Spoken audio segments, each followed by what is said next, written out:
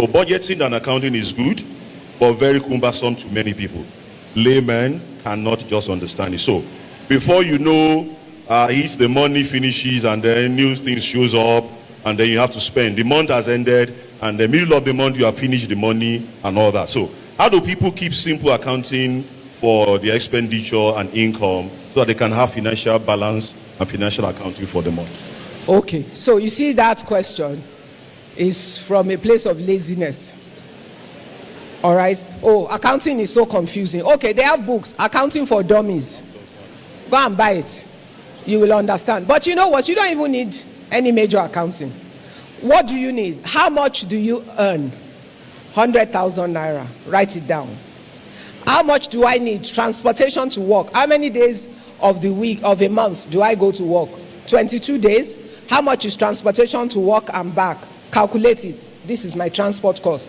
Do I eat lunch at work every day? Yes. Okay. How much do I need for lunch every day? 1,000 naira times 22 days. You calculate what it is. But if your salary is 100,000, can you afford 1,000 naira for lunch every day? There will be no pot of soup in your house. No. Let's. You see, all you need to do is sit down and evaluate your life. Write all the markers down. When you've done all that, deduct it from, don't forget to deduct your title. It's an investment. Because people forget, it's a divine investment. So put it down in your cost. In fact, it should be the first thing that you put there. So you're working on 90. When you put it all down, you will know what is left. If at the end you have 22,000 left, then you can decide what percentage of my income do I want to go into my investment account every month. 5,000, 10,000, it's your call. Make the call and put it there. And then you set up a direct debit to make sure that money goes. Now, when your friend comes and says, oh, my friend is getting married, we went to university together, very good. She chose Ashwebi, everything together comes to 30,000 naira. Who did they invite? It's you. Did they invite Ashwebi to the wedding? So, you know what? The thing is, if you don't plan, you remember that scripture. Who is it that will plan to build a house who does not first count the cost? When you have done that simple accounting, when they ask you, you don't even have to think twice. You can already say to your friend, I love you, I want to support you, I will be at the wedding, but I cannot afford it. I'm not buying, but I will be at the wedding. And you see, the thing is, why do people put themselves under pressure to do it? You want to impress other people. The day you are naked because of poverty, those people will not remember you. So do not suffer yourself for people that they're momentary in their appreciation. If you plan for yourself, the day you become wealthy because you are more organized than them, they will all beg to be your friends. Don't deceive yourself. You know, when I started my business, sir, for 4 years, I didn't have a car. I was doing good business. By the time I bought my first car, I was in 1994, 93. I started in 89. By 93, which was my 4th year, I was already doing a turnover of 150 million naira in 1994. No, don't clap. We waste time with clapping. When I decided I was then going to buy a car, I went to buy a used car. What did I do in those 4 years?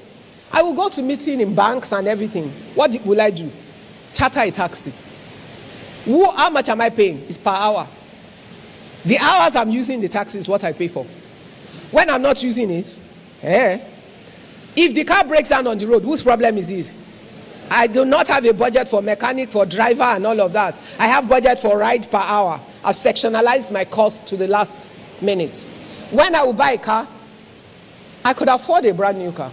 I already told you I was already doing 150,000 turnover. But I could not buy it.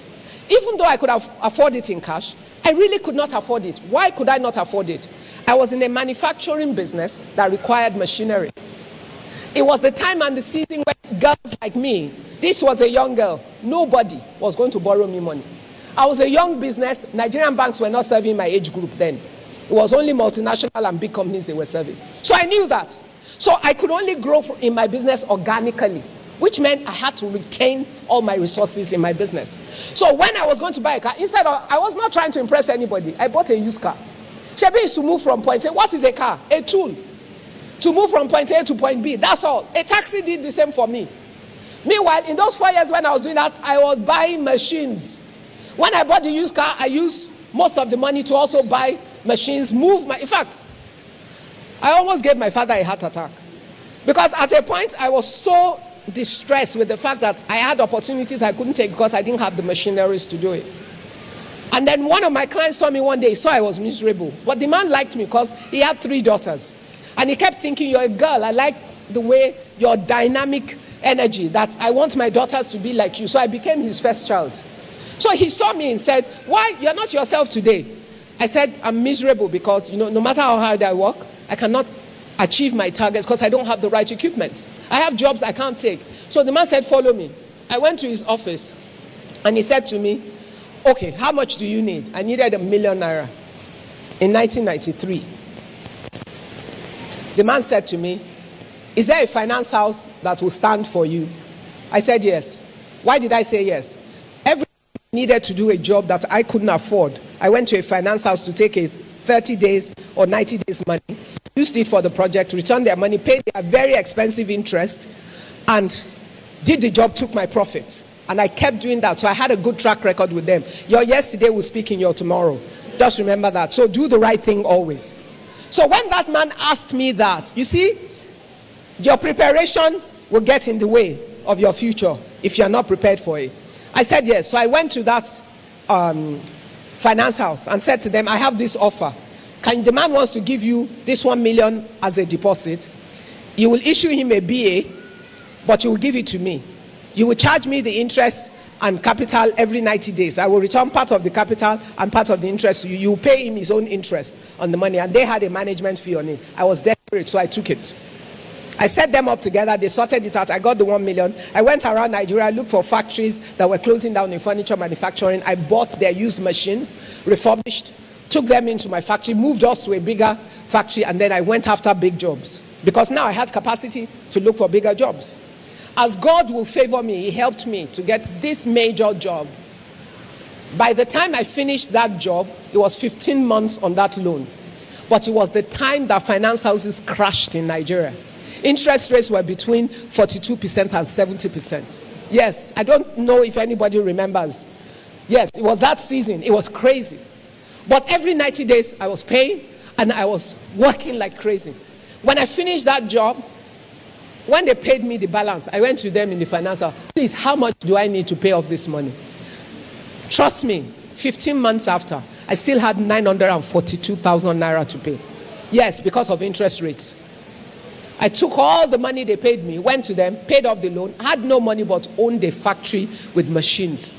I worked within that period to do it. Your discipline for today will support your wealth for tomorrow. And learning to understand delayed gratification is critical to wealth building. Don't try and impress anybody. Focus on your goals. So at that point, my peers that were coming out of university and youth corps like me, that went to work in the bank, they could get a Daewoo car, they got big fat salaries, but I was busy running around trying to build a factory. Well, the reality is, 25 years down the line, I joined the board of First Bank. 5 years after that, I became the chairman of First Bank. First female and only female at that point till today. But a lot of those my colleagues that I'm talking about, they're nowhere near where I got. So your journey is nobody else's journey. Focus on your own. Do the part that you can. They might run 10,000 miles. Everybody's speed is different. Just do your own. Don't try and impress anybody. In building wealth, be disciplined about your own journey. Yes, sir. That is an opportunity for you to clap. I will pause for 1 minute and allow you to clap. Clapping For 1 my minute waist and time. allow 1 minute. Just 1 Clapping. minute. Thank you, man. Okay.